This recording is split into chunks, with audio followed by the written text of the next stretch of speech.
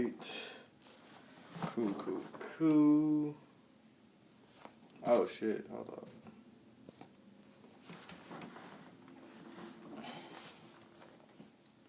Alright, that's as good as it's gonna get.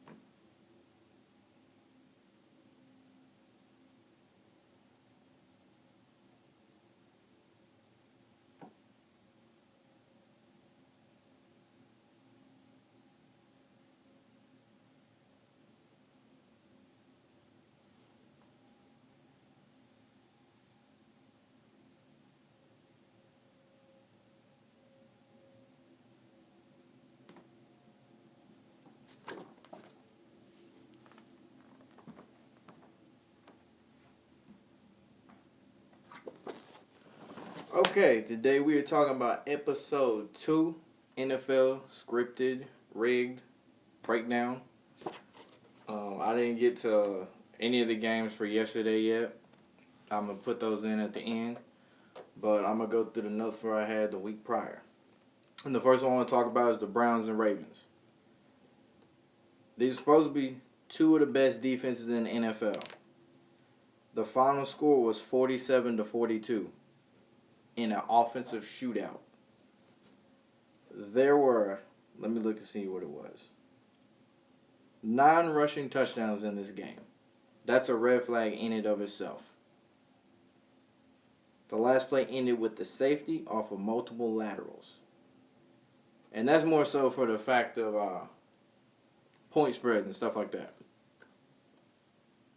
Because it allowed the Ravens to cover with a 3.5 point spread.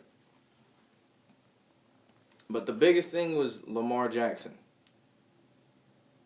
The Ravens were kicking ass the whole game, and then somehow they all of a sudden decide they want to start passing the ball more.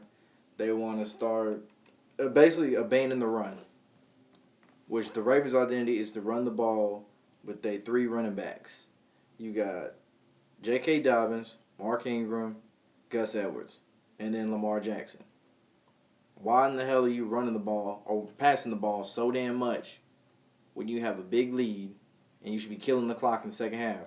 We saw this before with the Falcons against the Patriots. They ran the ball 6 times in the second half. That is Atlanta, that is. When they're up fucking 28-3. Why? And back to Lamar Jackson. He came back like Paul Pierce did against the Lakers. Lamar went out with a cramp.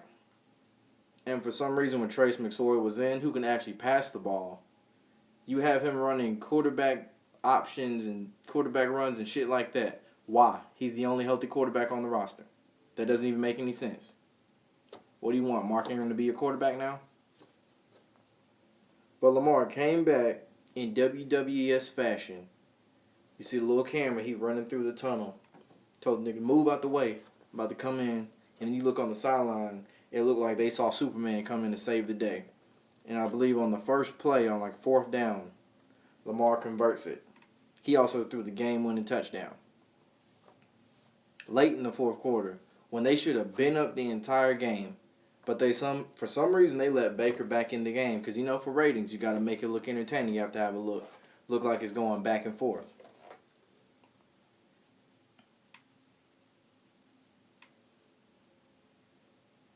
Also, the Ravens are positioning themselves to make a playoff push. So you have to build that storyline. You have to build that suspense, is what I'm getting at. Like, if Lamar Jackson just balls the fuck out for the last, let's see, you got the Giants, Bengals. I think there's 2 more games. But yeah, the Jaguars yesterday. So if he balls out for the last 3 games or whatever like that, it fulfills this, what am I trying to say? It fulfills this image, granted, he's a great quarterback, but it makes it even more entertaining to see Lamar Jackson all of a sudden caught on fire, and he's about to get the Ravens in the playoffs for that postseason push, kind of like how the Titans were last year. Derrick Henry was the one. Derrick Henry and Ryan Tannehill were the two that really pushed the Titans to the playoffs and had that late run up to the AFC Championship game. This is no different with the Ravens. We looked down and out after we lost to the Steelers. Somehow we played them really tough. Granted, it's a rivalry. I get that. And it's a nationally televised game. I'm going to say that again. It was on NBC. NBC had to make their money back because the game got rescheduled twice. Supposed to be on Thanksgiving. They would have made a shit ton of money. They would have had a lot more viewers. Due to CV19, it got moved. After that, they had to make it back somehow. So, with RG3 in as the quarterback, there is no way in hell the Ravens should have even been close in that game. With as many players as the Ravens had missing, out with injuries or CV19, it should have been a blowout, to be honest with you. And at the end of the game, I could see why they let Pittsburgh win. Because they want them to have Baltimore just squeak in. Because they want to milk this to Week 17. They don't want anyone clinching. They don't want all the seeds sewed up in Week 16. What's the point in watching Week 17 if that's the case? What's the point in the flex schedule?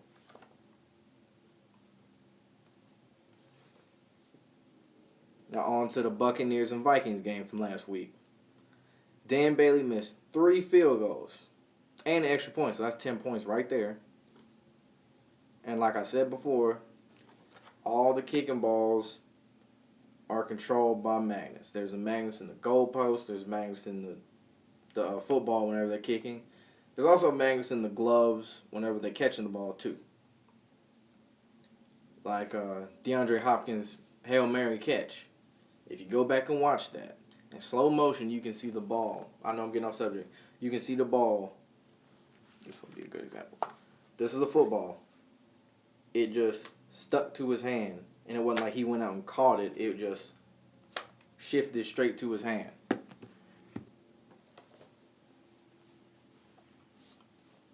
But back to Dan Bailey. Fans can't keep the kick footballs. But any footballs used for actual plays, like runs, catches, they can keep those. I said that before part 1. But they want Tom Brady in the playoffs, obviously. Super Bowl's in Tampa Bay. Do I believe the Buccaneers will actually make it to the Super Bowl? No. I believe they'll make it to the AFC Championship game and play the Saints. Because after watching Drew Brees, you can tell that nigga arm is done. He's looking like Ben Roethlisberger, Peyton Manning. Who else looked bad at the end of their career? Brett Favre. Like, he's looking like those quarterbacks where their arm is just... Shit, Tom Brady's another one. Where their arm ain't what it used to be. Peyton Manning's probably the worst. And Drew Brees is in that category of you finna get dragged to a Super Bowl. If they do, it's going to be because of defense or referees or something like that. Or Alvin Kamara. But it ain't going to be because of Drew Brees. And if you think about this, you don't really want the Vikings in the postseason because the Vikings don't turn the needle the same way that Brady versus Brees does. Like if you had, Kirk Cousins versus another playoff team, Jared Goff and the Rams. Doesn't turn the needle. No one really cares as much. Still get views because of the NFL. But Brees and Brady, 2 future Hall of Famers. Oh, yeah, that's definitely going to get some views. And it's going to bring in a lot of cheddar, too. Back to this Vikings game. They had the ball for 40 minutes to Tampa Bay's 20. Twice as much. The Vikings gave up 6 sacks. Tampa Bay gave up none. And they also had 2 turnovers compared to Tampa Bay's 1.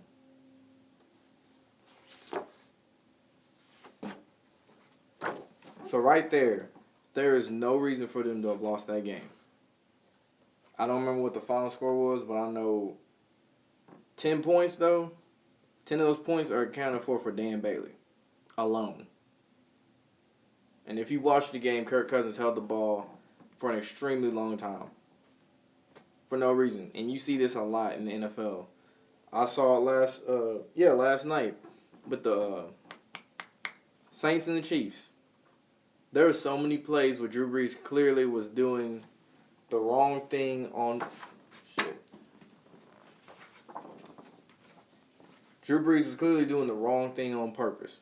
There was one point where he threw an interception where he like hesitated, and Drew Brees the what he did, it wasn't even like a pump fake. It was like he was hesitating, like he was playing backyard football, and you waiting for someone to get free and get open, and then all of a sudden they get caught up. It just looked crazy. Like he hesitated, and then it looked like he waited for the cornerback to come back and then finally throw the ball. There was one where he took a sack where it looked like he just forgot how to play football altogether and be a quarterback. This man pump fake, ran around, turned his back to the entire offense, and like saw a defender coming and just said, fuck it.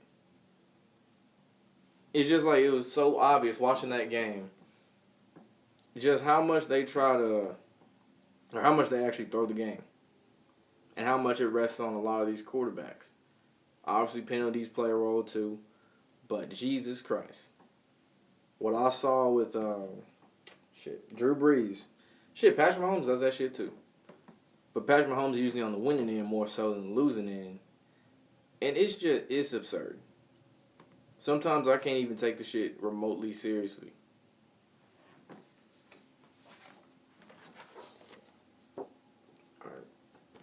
I'm going to talk about Washington football next. I'm going to go get some water. I'll be back.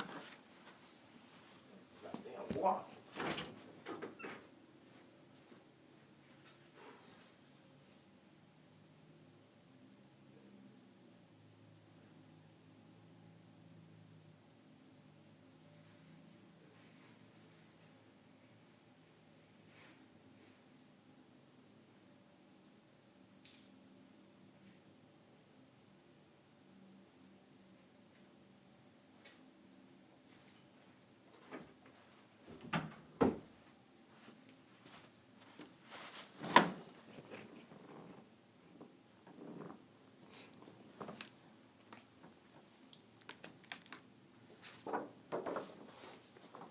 Okay, Washington's football team. Shout out to Modern Bags of Gold Prospecting O'Reedy. That's a long ass name. He predicted that the Washington football team would play the Chiefs in the Super Bowl, and his reason was it would be a war of the Native Americans, which Washington ain't the Redskins no more, but I get what he's saying.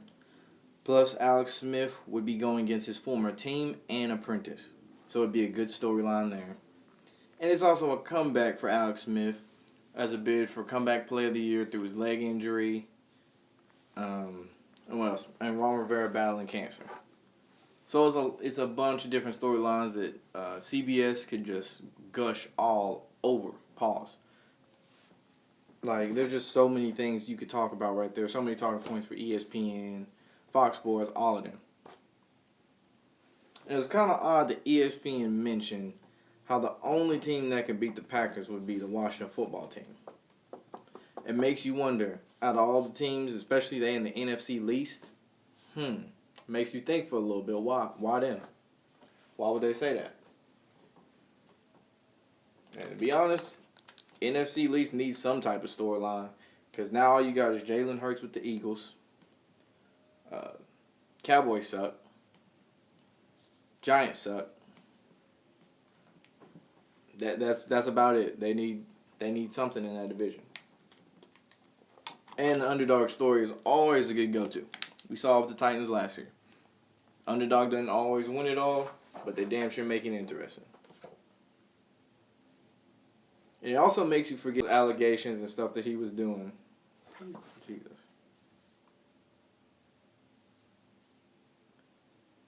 Okay, so the stream cut out. But yeah, like I said before, it makes you forget about all the allegations that Dan Snyder got caught up in, how much of a piece of shit he is. No different than Robert Kraft with the Patriots. After the fucking Patriots won against Rams. You hear about him with the prostitutes and all that shit. Go figure. And the NFL also has a ratings problem. The highest viewed game was the Cowboys versus Washington on Thanksgiving. That should not have been the highest viewed game. I don't give a fuck if it's the Cowboys. I get Thanksgiving, there's really nothing else to watch but football. But it shouldn't have been that game. It just shouldn't. And part of the ratings problem is partially due to CV19 with this pandemic going on. And then also a lot of fans are tuned out with this whole woke liberal media agenda that they keep pushing. Whether it be for the BLM, I can keep going. But yeah, basically that. Same reason the NBA lost some of its viewers. Another part of the reason why they fucked up was they keep pushing LeBron James when you got plenty of young stars you can push. But nah, let's keep pushing LeBron James. But back to the NFL. Their solution was to fake crowd noise, have less penalties, and higher scoring games. Like, I don't know how many times I see games now they be like 38 to 35, 45 to 40. I don't know how many times I've seen teams score at least 40 to 50 points in a game this year. It's starting to look like college basketball scores. It's crazy.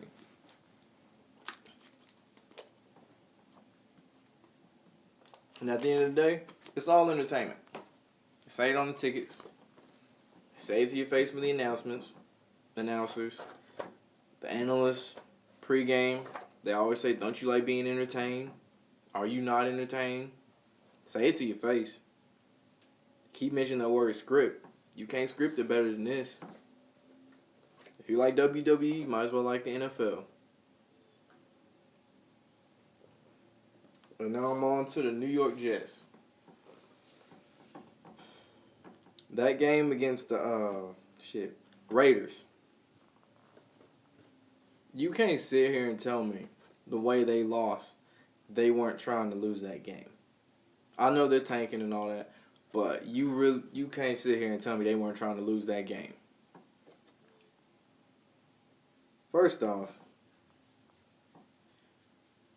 it was for the Raiders to stay in the playoff hunt. Because again, build the suspense, build the storyline, get more viewers. Because if, say, they had lost and they're already out of it, some of their fans might not watch the rest of the season. And who's saying 6+ pass rushers in essentially a Hail Mary situation? Like, they're the first team to do that in that situation with that little bit of time left. And on top of that, Greg Williams was fired, but Adam Gase still somehow has a job. The Falcons fired their coach. Why is Adam Gase still employed? Like, it's so fucking obvious. I think I already talked about that. And then they also had the Jets win yesterday to tighten up the NFC playoff race, and especially in the NFC West, the wild card and everything like that. Now, on top of that, they don't want the Jets to go 0-16. And they want to tighten up that first draft pick race, too, because Jacksonville only got one win. I believe Jacksonville will fuck around and win one more game, and the Jets will lose out. And with the Jets, the last time they won prior to yesterday was December 29th of 2019. And I remember Jim Nantz and Tony Romo even said, they mentioned that word scripted again. After I said, it's like, looks like they're following the script after the Jets won that game. Shit couldn't even be more blatant than that.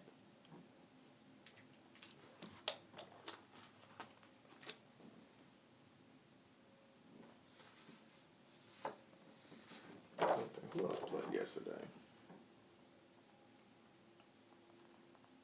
And then I'm going to get back to the Ravens and Steelers rescheduling thing. I already mentioned how Baltimore and Pittsburgh kind of need a little bit more. NBC need to make their money back. It's a divisional matchup. It's a rivalry. But even the players, for Noah Fant specifically, for the Broncos mentioned how come they had to play and they didn't have a quarterback. It's simple. There's no playoff implications for the Broncos. They're not moving the needle. They don't have Peyton Manning anymore. They're not the team to beat anymore. It's that simple. And, I mean, shit. They want New Orleans to win anyway. So, why not make it even easier for them when your best quarterback on the team is injured with broken ribs? Have a player team that has a wide receiver at quarterback.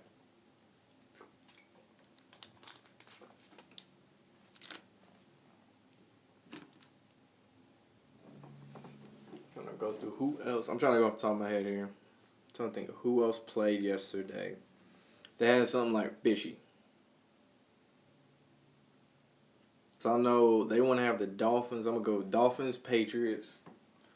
I know they want to have the Dolphins close in that playoff race, but I don't think they want the Dolphins in. I think that's the team that's going to lose to either Buffalo or who the fuck they play. Or the Raiders. I think they'll lose to Buffalo and fall out, probably beat the Raiders, and Baltimore going to win out and will be in the playoffs as a 7th seed, which is weird to say. Saints, Chiefs. I say this is just strictly prediction at this point. Saints, Chiefs. I think they wanted the Chiefs to win so that the Packers can seal up the number 1 seed, get a bye, possibly go for that Chiefs-Packers Super Bowl. I call it the State Farm Bowl. But I'm sticking to my guns with the Saints and the Ravens. But just something to toss out there.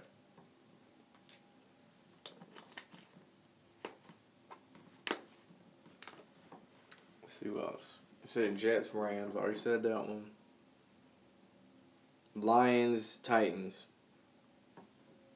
Titans supposed to win. Lions suck. There's really nothing there. Lions suck. There's another team that fired their coach too. Yeah, Adam Gase still has a job. Let's see, Cowboys, 49ers. I don't know if Mullins got injured or what, but I know in that last drive, C.J. Beathard came in and had like a touchdown drive. And they scored late for the sake of the spread. I was chilling at a friend's place. And he asked me, what do you think is going to happen? Because I think they was down 10 at the time. I was like, San Francisco going to go down there and score for the sake of the spread. Look what happened.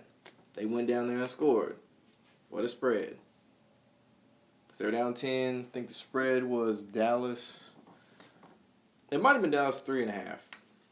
I want to say it might have been 3.5. I don't remember the exact spread. You comment below and tell me what it was. But typically whenever you see a game and they have essentially a meaningless touchdown for the losing team, and it's like they could probably win it but not really, that's why. And then I do remember CeeDee Lamb did run back an onside kick. So it builds that suspense for that spread for bettors too. It keeps you hooked. Kind of like how a casino keeps you hooked. How they pump more oxygen into the casino. Get your adrenaline up and everything like that, and get you wanting to bet more. Even after you done lost probably like 3, 4, 5, 10 times, you still want to bet. Same shit with sports. It'll give you that glimmer of hope that, hey, I put money on the Raiders to beat the 49ers or some shit. They was up 3. 2 minutes left. 49ers scored a touchdown. They up 4 now. There's 55 seconds left in the game. I'm going to stay glued. Are the Raiders going to win this game? And then they just do some crazy dumbass shit. Like the first play, they fumble. Out of nowhere, they just decide to fumble. Derek Carr forgets how to be a quarterback and just stares a cornerback down. Notice I didn't say a receiver, a cornerback down. And throws the ball to him. Same shit. Gives that glimmer of hope, and right there, snatching it away. That's all it is. It's all one big game. Same with the NBA. It's all through referees. Like I said before, the magnet gloves. Players just flat out dropping the ball on purpose. I done seen that one before. I go back to the Ohio State game against Clemson last season, college football playoffs. J.K. Dobbins had an easy screen pass to catch. Hit him square in the hands. And he just dropped it. And had he have caught that, that's easy 90-plus yard TD reception. Right there. Ohio State wouldn't even have to wait till the late drive to possibly win the game.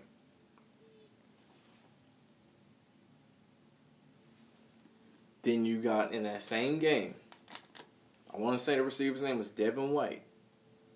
I might be wrong in his name, but the receiver that ran a post route on that last play where Justin Fields threw a pick, he clearly looked and saw the ball. I might have mentioned this already. I don't know. And at the last second, he bailed on the route and went the opposite direction for no apparent reason whatsoever. And obviously, Justin Fields threw an interception. Clemson wins the game, plays LSU and loses. At the end of the game, post-game interview, they asked Devin White what was going through your head or whatever like that. He was like, he didn't see the ball. He straight up said he didn't see the ball. When if you go back and look, his head's clearly turned looking at the football. Tell you, shit rigged as hell. Because you got this here. It's college football now. You got Alabama, Notre Dame, Clemson, I think Ohio State. All like 4 prominent universities that have a shit ton of money that bring in a shit ton of viewers. Because the shit is rigged. But I personally think as far as college football goes, they need to add more teams. I get that you want to get your big names in there, your Notre Dames, your Alabamas, all that, because they got the money, they got the big money, the fan bases, they're going to buy all the merch, all the apparel, they're going to show up to the game and all that. Get like a couple. If you want to get your big teams in there, fine. Just get a couple not so big teams. Don't get no fucking small ass team. I don't give a shit what nobody say. If Coastal Carolina went undefeated, they might have, I don't know. No, just no. Fuck that. They not going to bring in the same amount of revenue. And we know that's why they don't get picked. That's why UCF didn't get picked. They just not bringing in revenue like that. No one's really out there looking for UCF like that. But if you brought in Cincinnati, fine. Why not? Why not? Throw a little wrench in there. Why not? I think Luke Fickell's a prominent name, getting job offers anyway. It'd be good national exposure. So whenever he does go to another school, it'll attract even more attention. Because you say, hey, you remember Luke Fickell did this in the playoff game, yada, yada, yada, when he was coaching there. Just tossing it out there. What's his name? Matt Rule at Baylor. Guess to give him a little bit of national spotlight. Next thing you know, he got an NFL job with the Panthers. Who else? Another good team. Sure. Who was another one?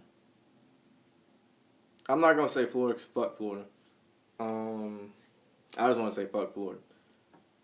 But yeah, it's all entertainment. The NFL knows how to do it in a way that you still feel like there's a glimmer of hope that someone not named the Patriots back when they had Tom Brady could possibly win it. College football, goddamn, y'all need to work on that shit. Because it feels like Alabama finna run straight to the national championship. I don't care how close Florida played them. There was not a doubt in my mind that Alabama was going to win that game. I knew for a fact they was going to win. I still remember the time that in the last BCS national championship, Bama didn't even win their division. I'm going to say it again. They didn't even win their division. Didn't even play in the SEC championship game. Somehow, they got in the national championship and won. Don't even make sense. I think that shit got later vacated or something. Because it should have. That shit don't count. Fuck that.